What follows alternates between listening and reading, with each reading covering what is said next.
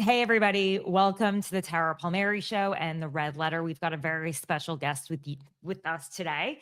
But first, I want to give you some background to what happened overnight. Acting Attorney General Todd Blanche has been very busy auditioning for the role of Attorney General. Last night, CNN broke major news out of the Justice Department.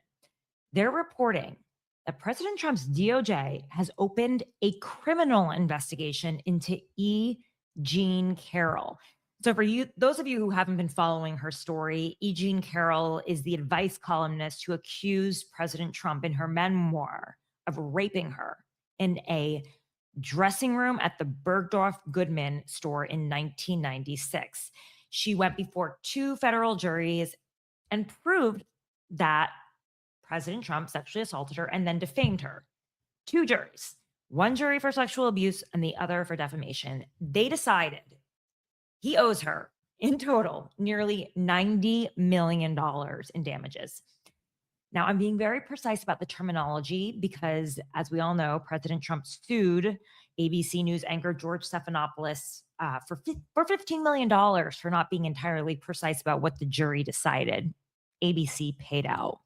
So, President Trump has not paid her yet, and he has appealed it, and he's called it a hoax and a false accusation. And this all happened when he was not in power, which brings us to today because he's president now, and he is using that power back in office with the full force of the Justice Department to prosecute a private citizen claiming that she lied under oath during the civil lawsuits that she brought against him. Now, the theory of the case hinges on a 2022 deposition statement that says that she said she received no outside funding for her lawsuit. Although it was later revealed that billionaire founder of LinkedIn, Reid Hoffman, who's also a Democratic donor, paid for her legal fees and expenses to the tune of $7 million. He wasn't the only one, but he was a major contributor. This already came up in trial, so we're going to get to that as well. But get this. So Todd Blanche was Trump's personal attorney at the time, so he had to recuse himself in this case, but he did send it over to a U.S. attorney in Chicago who is embroiled in his own scandal for tricking a grand jury into prosecuting 6 progressive politicians for protesting outside of an ICE facility. This is now known as the Broadview Six. So I guess what we're all wondering right now is, will Jean Carroll even get a fair trial? Have we ever seen a president use the Justice Department like this for his personal vendettas? I mean, we've seen him go after political rivals, but this feels even more extreme. So I'm bringing on renowned trial lawyer and host of the Legal AF podcast, Michael Popak. He's here to help us sparse through this investigation, talk about how unprecedented this all is. So, Michael, thank you so much for joining the show. Sarah, thanks for inviting me. I'm glad that we were here. We're going to try to get this up on our Substack as well. Yeah, I'm pretty close to the story. We've had Jean Carroll on before. I've had Robbie Kaplan on, her lawyer, a number of times, and I know exactly what went down in that deposition. And it's really just what we're watching. We keep calling it the weaponization of the Department of Justice, the new vigilantism on behalf of Donald Trump.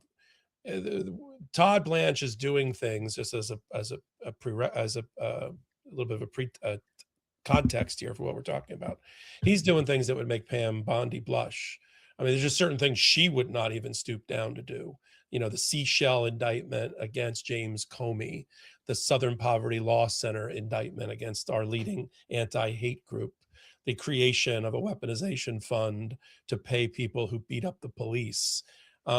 This is, as you said earlier, this is Todd Blanche trying to get the top job, and he is adding velocity to going after Donald Trump's perceived political enemies. Donald Trump is pissed at Jean Carroll because she proved in a court of law, 9-0, 6 men and 3 women in a jury, that she was sexually abused by Donald Trump in that dressing room in Bergdorf Goodman's department store.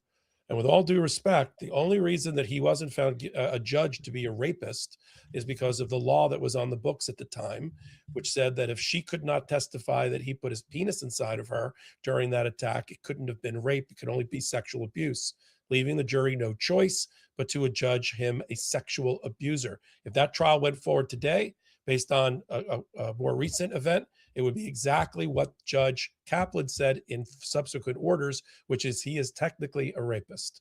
And that's where we are with the jury, with the first jury. Second jury also awarded her $83.5 million in punitive damages for defamation related to his denials of what happened in that dressing room.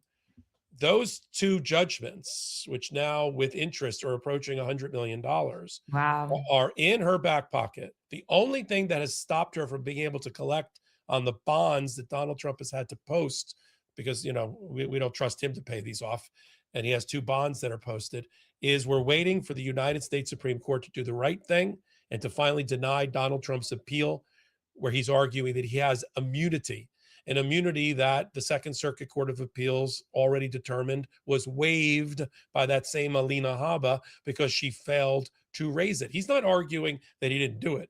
He's arguing that he has some sort of immunity. Now, 12 times, Tara, including Wednesday last week, the Supreme Court has kicked the can down the road and said, we're not going to hear the Trump immunity E. Jean Carroll matter. 12 times. It's almost unprecedented. Wait, but how can he have immunity when the alleged crime happened while he was president, right? At least part of it, when he was not president. And even the defamation case, like that happened when he wasn't president. So I don't there's 2 defamation cases that remember there were 2 trials. There was, we call it E. Jean Carroll 1 and E. Jean Carroll 2.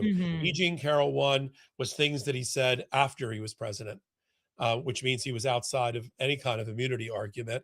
The other, then he kept bashing her again and again and again. So the second trial, which was about when he was president and things that he said right up until that moment.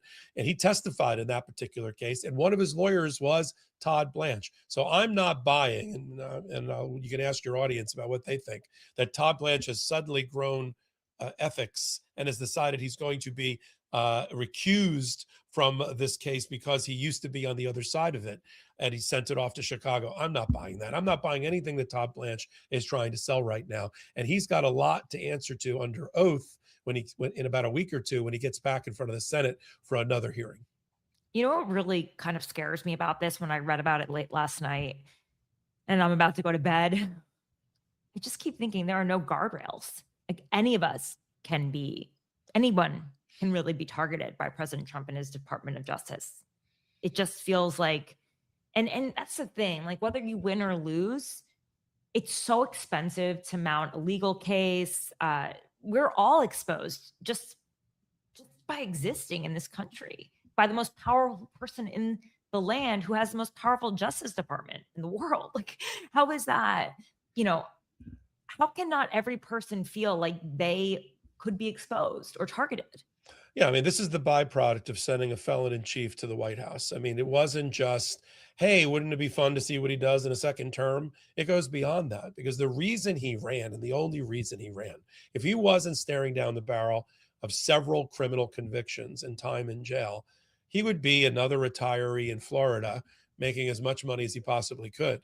The reason he ran, Tara, is obvious. He wanted to run away from the criminal cases, get his hands on the Department of Justice, and use it to kill off all of his cases, and then do something that even he didn't think to do in the first term, which is to make as much money for himself and his family as humanly possible. And it's going to be, when the total tally is we put the line under it after this administration is over, it's going to be hundreds of billions of dollars for Trump and the Trump family. And to your point, yeah, if we're going to put somebody who should have been disqualified from serving in office, we're going to put them back in office and give them the reins of the Department of Justice and the FBI. No one is immune from being prosecuted by Donald Trump if you are a perceived enemy. Yeah. Even if you're not. I mean, that's the thing. It could be anybody. Could be Yeah, like the kid who like kicked him at school when he was who knows? yeah. Well, They'll he find and a it's really easy to find a reason to prosecute someone. You yeah, could find any reason. and he announced to the world that he considered himself to be the chief legal officer. Not he did it with Pam Bondi standing right next to him. That not the attorney general. That he alone was the head of the executive branch and all of its agencies. That he did not believe in the independence of the Department of Justice or the FBI, and he wasn't going to operate that way. Now, nobody voted for that. I love when his press secretaries say this was the mandate that he ran on. He did not run on corrupting and capturing the Department of Justice and the FBI and using it against people dating back to Barack Obama forward. That we didn't nobody much money for himself and his family as humanly possible. And that's it's going to be when the total tally is we put the line under it after this administration is over, it's going to be hundreds of billions of dollars for Trump and the Trump family. And to your point, yeah, if we're going to put somebody who should have been disqualified from serving in office, we're going to put them back in office and give them the reins of the Department of Justice and the FBI. No one is immune from being prosecuted by Donald Trump if you are a perceived enemy. Yeah. Even if you're not. I mean, Yeah, that's the thing. Could be anybody. Could be yeah, like the kid who like kicked him at school when he was who knows? yeah. Well, It's really easy to find a reason to prosecute someone. You yeah, could find any reason. and he announced to the world that he considered himself to be the chief legal officer. Not he did it with Pam Bondi standing right next to him. That not the attorney general. That he alone was the head of the executive branch and all of its agencies. That he did not believe in the independence of the Department of Justice or the FBI. Not the attorney general. That he alone. Not. I mean, Yeah, that's the thing. Could be anybody. Could be yeah, like the kid who like kicked him at school when he was who knows? yeah. Well, It's really easy to find a reason to prosecute someone. You yeah, could find any reason. and he announced to the world that he considered himself to be the chief legal officer. Not he did it with Pam Bondi standing right next to him. That not the attorney general. That he alone was the head of the executive branch and all of its agencies. That he did not believe in the independence of the Department of Justice or the FBI, and he wasn't going to operate that way. Now, nobody voted for that. I love when his press secretaries say this was the mandate that he ran on. He did not run on corrupting and capturing the Department of